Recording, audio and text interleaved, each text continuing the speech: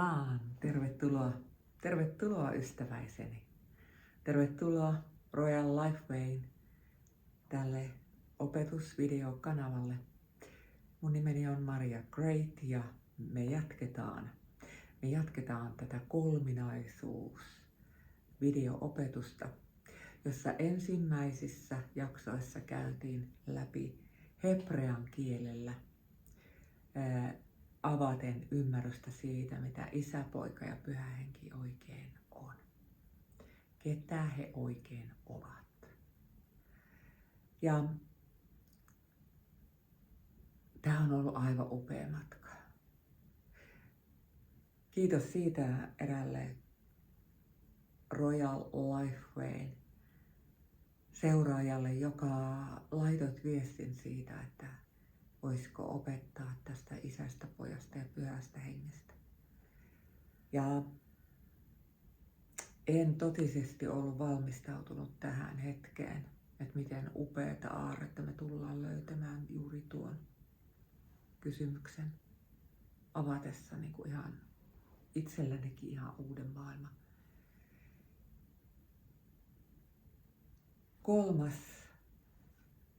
opetusluku, kun Jumala paljastuu hyvänä. Ja kolminaisuus ilman uskonnollista verhoa. Mä en todellakaan ollut valmistautunut tähän hetkeen. Se tuli yllättäen. Kuin hiljainen, mutta pysäyttävä totuus, joka ei kysy lupaa, vaan se vaan asettuu tänne sydämeen. Ymmärsin jotakin, mikä oli ollut koko ajan läsnä, mutta silti väärin ymmärretty. En vain ajatuksissani, vaan syvällä tavassa, jolla Jumalaa oli käsitelty, selitetty ja eletty todeksi. Jumala on halunnut vain yhtä koko ihmiskunnalle. Olla hyvä ja olla läsnä lastensa kanssa. Kun tämä kirkastui, se totisesti ravisteli minua. Ei siksi, että se olisi ollut uusi ajatus, vaan siksi, että ymmärsin, kuinka uskonnollisesti ja etäältä Jumalaa on usein katsottu. Myös täällä Suomessa, hiljaisessa ja tunnollisessa uskonnollisuudessa, Jumala on helposti muuttunut käsitteeksi, opiksi tai järjestelmäksi. Ei isäksi, joka haluaa olla lähellä. Kolminaisuus ei ole koskaan ollut Jumalan keino tehdä itseään monimutkaiseksi. Se ei ole teologinen pulma ratkaistavaksi, vaan rakkauden ilmoitus elettäväksi. Isä, Poika ja Pyhä Henki eivät ole etäisiä rooleja, vaan yksi Jumala, joka lähestyy ihmistä 3 tavalla, jotta yksikään ihminen ei jäisi hänen ulottumattomiinsa.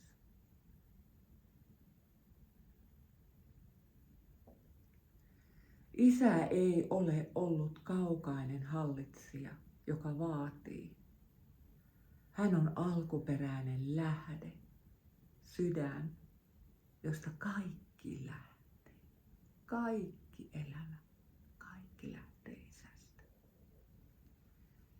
Poika ei tullut muuttamaan Isän suhtautumista ihmiseen, vaan näyttämään ihmiselle, millainen Isä todella on. Ja Pyhä Henki ei ole tarkkailija tai hengellinen valvoja, vaan Jumalan oma läsnäolo ihmisessä. Lohduttaja, opettaja ja ystävä.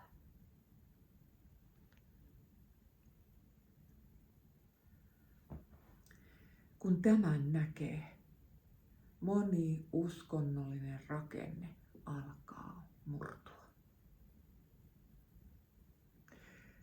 Jumala ei ole koskaan halunnut pelotella, painostaa tai pitää ihmisiä epävarmana. Hän ei ole rakentanut suhdetta vaatimuksen varaan, vaan rakkauden. Tuomiotkin, joista Raamattu puhuu, ei ole Jumalan mielihalu, vaan osa totuutta, joka lopulta palvelee rakkautta ja eheytymistä. Jumala ei lakkaa olemasta hyvä silloinkaan, kun hän oikaisee. Hän ei muutu. Hän on muuttumaton Jumala. Hänessä ei ole vaihteen varjoa, sanoo sana. Tämä oivallus toi mukanaan shokin. Ihan oikeasti mä oon itkenyt tänään.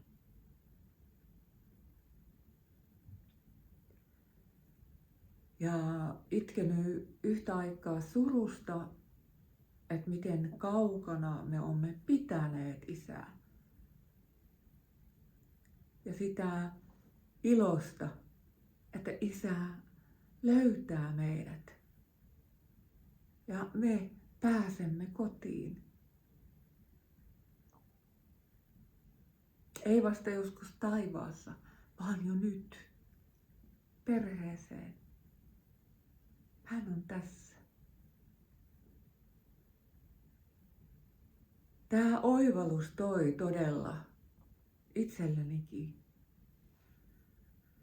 mukanaan shoki, mutta myös syvän levon. Ei siksi, että kaikki olisi yhtäkkiä selkeää, vaan siksi, että Jumalaa ei enää tarvitse puolustaa vääriltä käsityksiltä. Hän on parempi kuin olemme uskaltaneet ajatella.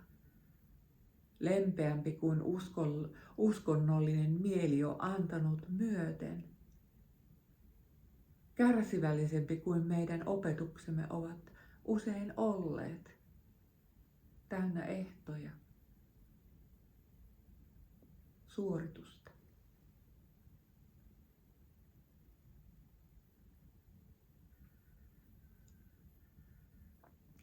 Jumala ei ole vihainen siitä, että häntä on ymmärretty väärin. Hän on odottanut. Hän on kulkenut ihmiskunnan mukana sukupolvesta toiseen, etsien vaan hetkeä, jolloin sydän uskaltaa nähdä hänet sellaisena kuin hän on.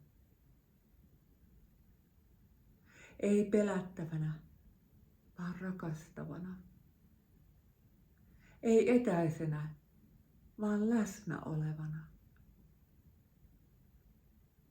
Kolminaisuus ei ole Jumalan etäisyyttä, vaan hänen läheisyytensä syvin muoto. Jumala on Isä, joka rakastaa. Jumala on Poika, joka tulee viereen. Jumala on Pyhä Henki, joka asuu sisällä. Kaikki tämä yhtä aikaa, yhtä ja samaa rakkautta.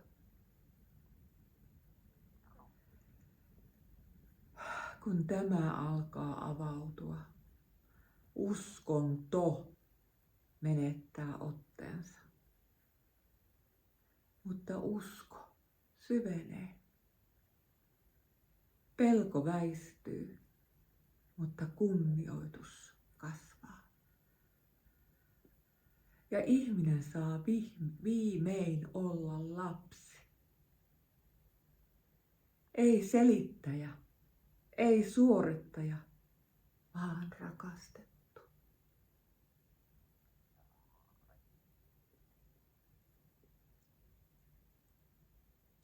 Tämä ei ollut vain uusi ymmärrys Jumalasta.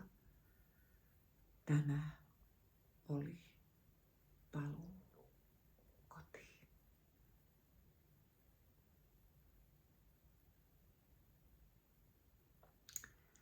Isän sydän ilman uskontoa, kun Jumala lakkaa olemasta selitettävä ja tulee eläväksi. Uskonto syntyy usein hyvästä aikeesta.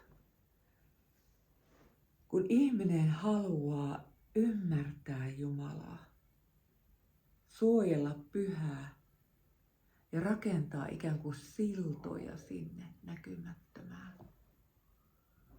Mutta jossain matkalla hyvästä aikomuksesta tulee rakenne ja rakenteesta tulee muuri.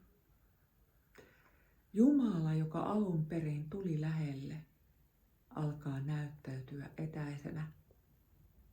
Ei siksi, että hän olisi vetäytynyt, vaan siksi, että hänen ympärilleen on rakennettu järjestelmä, joka selittää hänet kauemmas. Isän sydän ei koskaan ole ollut uskonnollinen.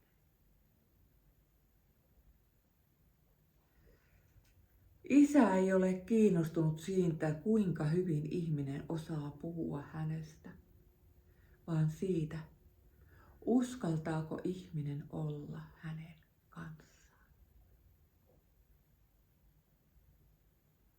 Uskonto opettaa usein, miten Jumalaa lähestytään oikein. Isän sydän kysyy vain, tuleeko ihminen ylipäätään hänen luokseen.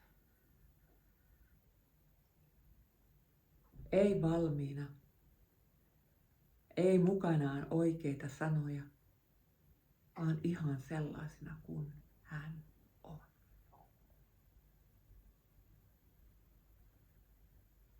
Jeesuksen koko elämä oli tästä kertomus. Hän ei tullut perustamaan uutta uskontoa, vaan paljastamaan Isän. Hän puhuu Jumalasta tavalla, joka on hämmentävän yksinkertainen ja samalla vallankumouksellinen. Hän kutsuu Jumalaa Isäksi.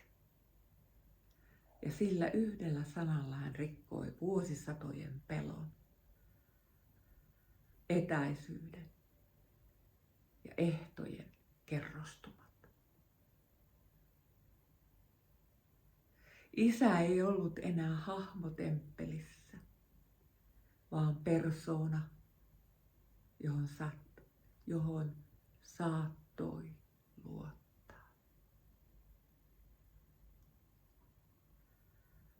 Uskonnollinen mieli kysyy, mitä minun täytyy tehdä? Isän sydän kysyy, kuka sinä olet? Tämä ero on ratkaiseva. Kun Jumala nähdään uskonnon kautta, suhde alkaa rakentua suoritukselle. Kun hänet nähdään Isänä, suhde rakentuu luottamukselle. Uskonto pitää ihmisen varpaillaan, kun Isä kutsuu lepäämään. Uskonto mittaa edistymistä ja Isä iloitsee läsnäolosta. Isän sydän ei pelkää keskeneräisyyttä. Se ei säikähdä kysymyksiä, epäilyä tai kipua. Päinvastoin, juuri niissä kohdissa Isä usein on lähimpänä. Uskonto opettaa peittämään heikkouden. Isä kutsuu tuomaan sen esiin. Siellä, missä ihminen lakkaa esittämästä, alkaa todellinen, aito yhteys.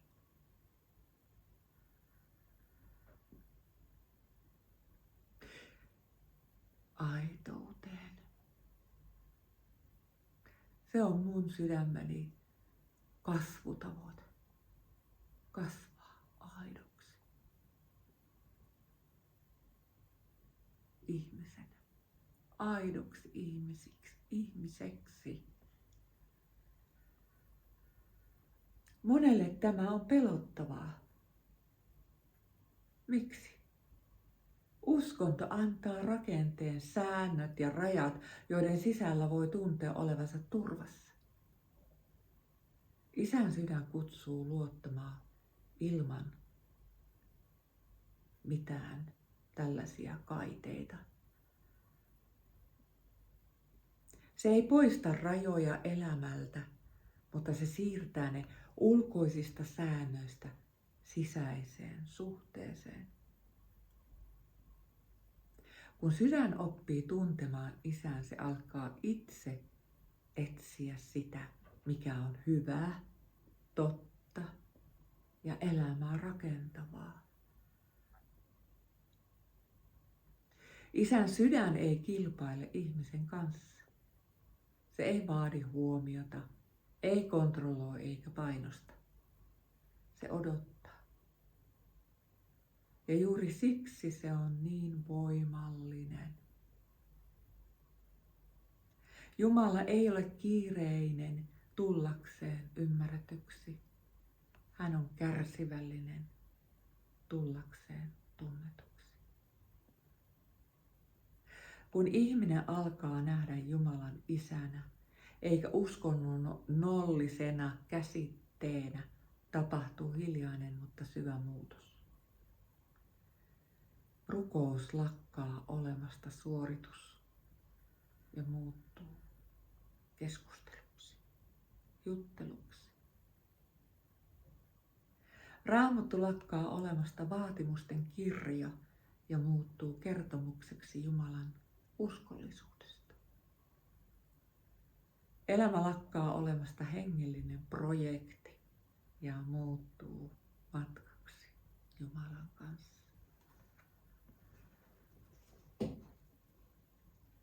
Wow.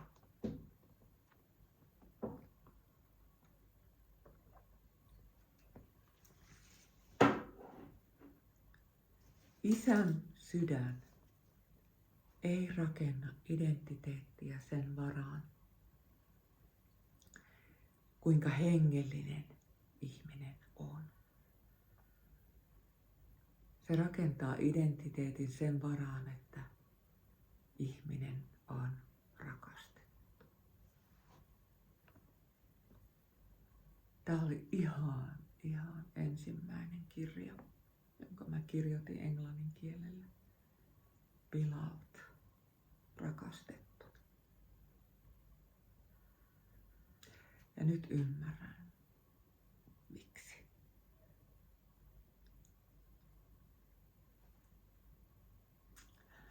Kun se on ihan perusta. Anteeksi, sille identiteetille.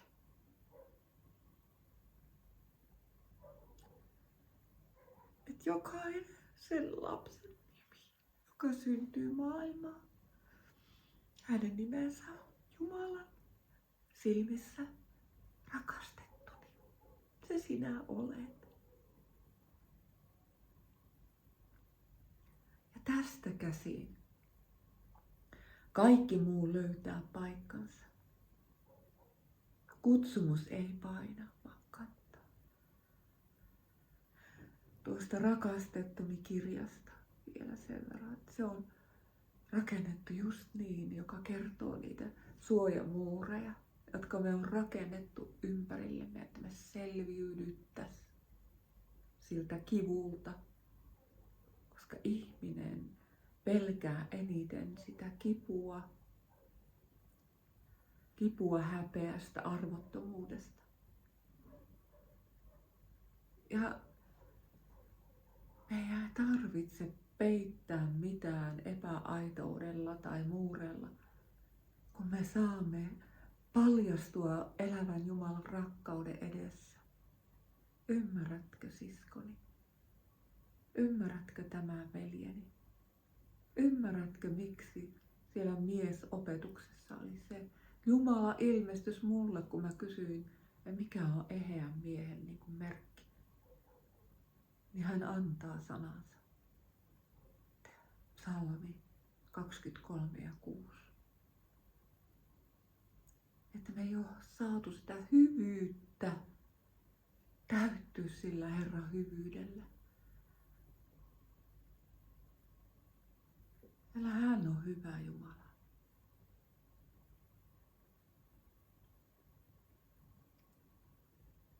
Kun me saadaan tämä perusta meidän identiteettiin, että me ollaan synnytty rakastettuina.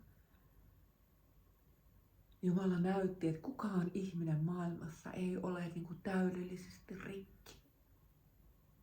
Että jokainen syntyy eheänä, rakastettuna. Ja se on niin kuin siellä sisällä oleva ainainen eheä paikka. Sen ympärillä voi elämä tuoda kuin puun ympärille niitä vuosirenkaita. Ja ne vuosirenkaat voi olla rikki. Mutta jos ne vuosirenkaat otetaan pois ja ne eheytyy, niin se ihminen sieltä sisältä on rakastettu. Se ei riipu meitä rikkoneesta ajoista tai ihmissuhteista tai mistään. Se, että sinun identiteettisi syvin siemen on siellä sisällä ja se on eheä. Sitä ei kukaan riko, koska se on tullut Jumalalta, Isältä itseltään. Siksi sinun nimesi on, Isä sanoo, rakastettu. Saatko tästä kiinni?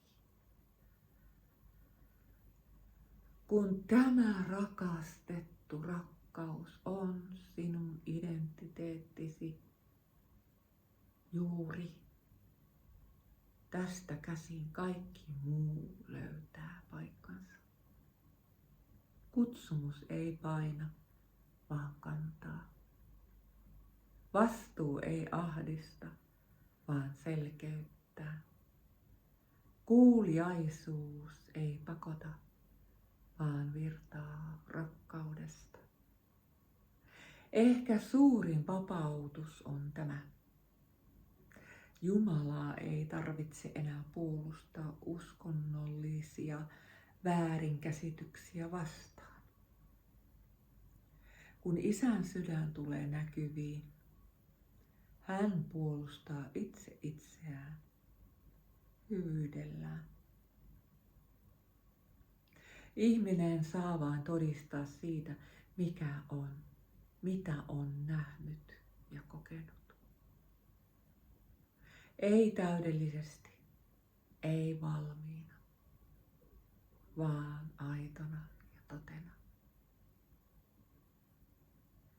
Isän sydän ilman uskontoa ei tarkoita Jumalaa ilman pyhyyttä. Se tarkoittaa pyhyyttä, joka ei pelottele, vaan vetää puoleensa. Pyhyyttä, joka parantaa eikä etäännytä. Pyhyyttä, joka tekee tilaa ihmisyydelle. Kun uskonnon verho väistyy, jäljelle ei jää tyhjyyttä. Jäljelle jää Isä, joka on ollut koko ajan siinä. lähellä, odottamassa, valmiina ottamaan vastaan. Ei oppilasta, ei suorittajaa, vaan lapsen.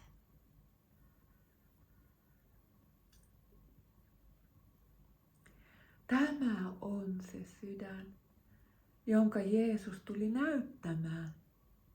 Tämä on se sydän, jossa Pyhä Henki kutsuu asumaan.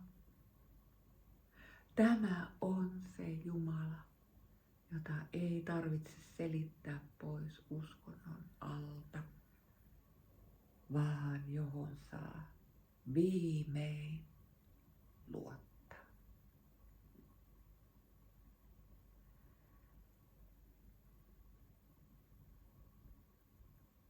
Otetaan tässä vaiheessa hengähdystauko ja annetaan tämän opetuksen sulautua sinuun. Tämän ilmestyksen vajua sinne todellisuuteen, että sinä olet rakastettu jo. Ja Jumala on se, joka haluaa olla hyvä isä juuri sinulle. Jatketaanko seuraavassa videossa numero 4. Sinä olet siunattu.